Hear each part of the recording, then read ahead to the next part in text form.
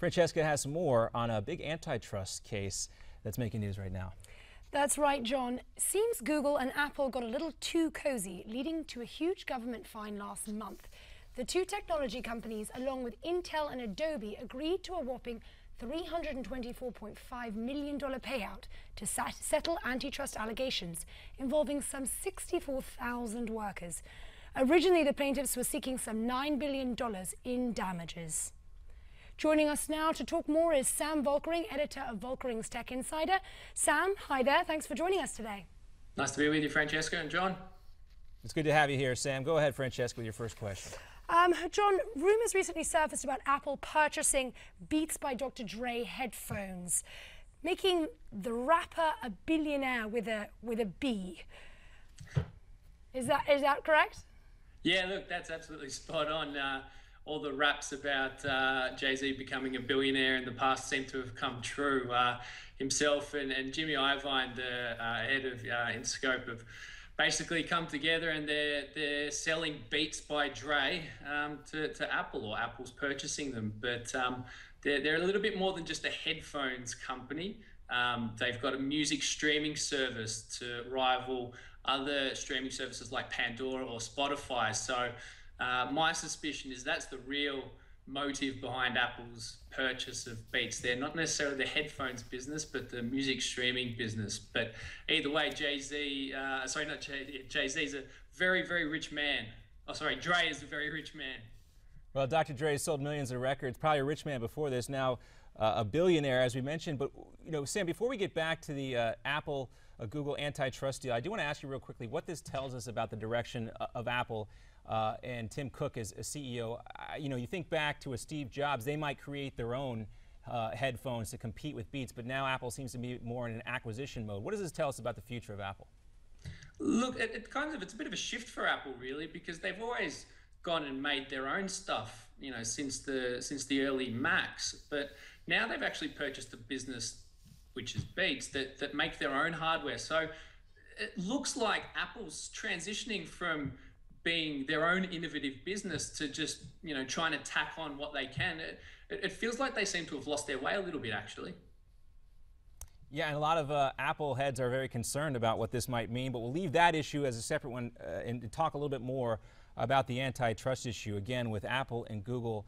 Is this going to have a huge impact on the way hiring hiring is affected in Silicon Valley?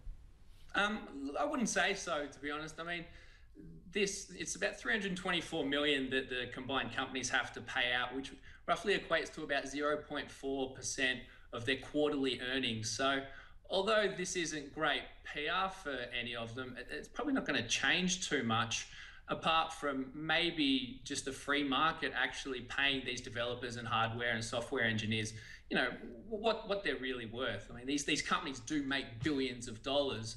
And I'm sure not all of that is necessarily spread evenly against and amongst the people that, you know, make these businesses what they really are. But you know, when you look at the payout itself of those 64,000 employees, it roughly equates to about a $5,000 payout for each of them. So although this is quite big news, it's not exactly going to, you know, bring Apple or Google or Intel or Adobe down to their knees anytime soon. But if anything else, Sam, this really gives us a good insight into what goes on in Silicon Valley and also in other industries as well with the way hiring goes. You can't really fault the executives of companies for trying to keep their expenses and their costs for their employees to pretty low, or low as they can. And it's not like salaries in Silicon Valley are, you know, very small compared to what they should be, right?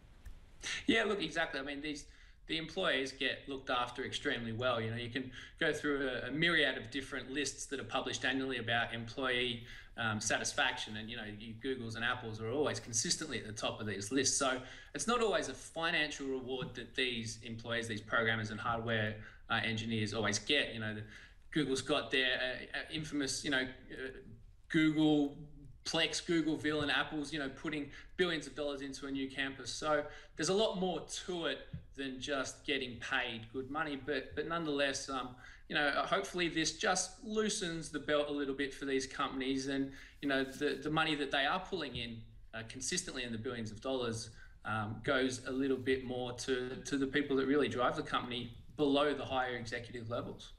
And so more or less a slap on the wrist here, and you don't really expect to see any change in the hiring practices of tech giants like Apple, Google, or Adobe, or some of the other companies that were tied up in this as well. No, look, I wouldn't think so. As I said, it's just a bit of a slap on the wrist. And, if this hadn't come to light, when the case started a number of years back, they would have continued on their merry way. At the end of the day, we never really know exactly what happens in the personal conversations between some of these, big swinging executives. So, although on a PR front, no doubt they'll come out and they say, we're increasing wages and all those sorts of things. The backroom deals continue to happen. These are hundreds of billions of dollars worth of company here. So to take everything like that on face value, I think is a bit naive. But I think just a slap on the wrist and not too much is going to change for them.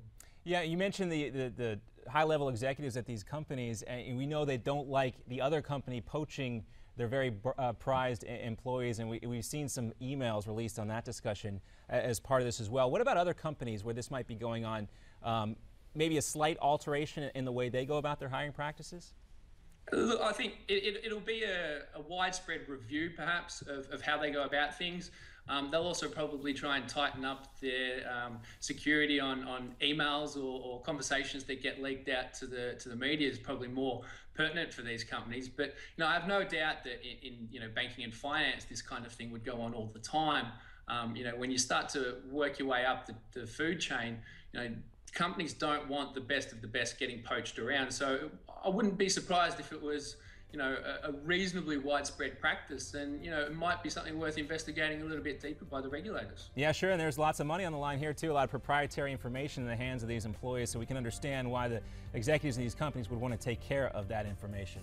Absolutely. All right, Sam, great to see you again. We'll have you back on America's Forum. No worries. All right, when we come right back after this, we'll check in with the Steve Malzberg Show up in New York, a special guest hosting that show today. Of course, we want to hear from you as well. You can reach out to us on social media. It's not too late to get those comments in before we finish up the show today here. You can reach us on Twitter at NewsmaxTV, hashtag America's Forum. Find us on email, connect@newsmaxtv.com, or reach out to us on Facebook, facebook.com/NewsmaxTV. America's Forum continues right here after this break.